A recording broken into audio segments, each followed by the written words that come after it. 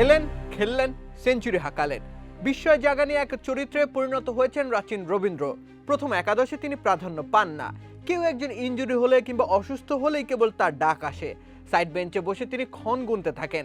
যখনই সুযোগ মেলে তখনই নিজের দুহাত প্রসারিত করে আকাশপানে উঁচিয়ে ধরেন। গেল 2023 ওয়ানডে বিশ্বকাপের উদীয়মান খেলোয়াড়দের একজন ছিলেন তিনি। সেবার 3টি সেঞ্চুরি তুলে নিয়েছিলেন। 10 ম্যাচের মধ্যে 2টি 50ও এসেছিল তার ব্যাট থেকে। সেই রাচিনের বদল ঘটেনি এক ফোঁটাও। চ্যাম্পিয়ন্স ট্রফিতে বাংলাদেশের বিপক্ষে খেলতে নেমেছেন ড্যারিল মিশেলের জায়গায়। খানিকটা অসুস্থ মিশেলের পরিবর্তে রাচিনকে একাদশে সুযোগ দিল নিউজিল্যান্ডের টিম ম্যানেজমেন্ট। আর সেই সুযোগকে সেঞ্চুরিতে রূপান্তরিত করলেন বাঁহাতি এই ব্যাটার। চতুর্থ ব্যাটার হিসেবে ক্রিজে এসেও সেঞ্চুরি দেখা ঠিকই পেয়েছেন তিনি।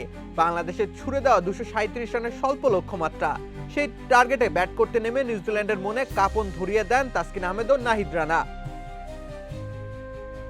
কিন্তু এরপর আর বাংলাদেশকে ম্যাচে ফেরার সুযোগ দেননি রাচিন রবীন্দ্র। অবশ্য একটা মৃদু সুযোগ উপহার দিয়েছিলেন বটে। 25 রানের মাথায় রান আউটের একটা সুযোগ তুলে দিয়েছিলেন তিনি বাংলাদেশের হাতে। তানজিদ হাসান তামিম যথেষ্ট সময় পেয়েও রাচিনকে রান আউট করতে পারেননি। এরপর আর রাচিনকে থামায় কে? একা হাতে বাংলাদেশের বিদায় নিশ্চিত করলেন রাচিন রবীন্দ্র। সাথে স্বাগতিক পাকিস্তানের বিদায় ঘণ্টাও বাজিয়ে দিয়েছেন তিনি। ওয়ানডে বিশ্বকাপে হাঁকানো সেই 3 সেঞ্চুরি পর এটি তার চতুর্থ সেঞ্চুরি। আইসিসি ইভেন্ট এলেই রাচিনের ব্যাট হয়ে ওঠে তরবারি। আইসিসি ইভেন্টে 11 ম্যাচ খেলে 4টি সেঞ্চুরি করে ফেলেছেন রাচিন রবীন্দ্র। তার আগে নিউজিল্যান্ডের কোনো ব্যাটার এত স্বল্প সময়ে এতগুলো সেঞ্চুরি করতে পারেনি। কেন উইলিয়ামসন এখন পর্যন্ত 3টি সেঞ্চুরি করেছেন। তার প্রয়োজন হয়েছে 34টি ইনিংস।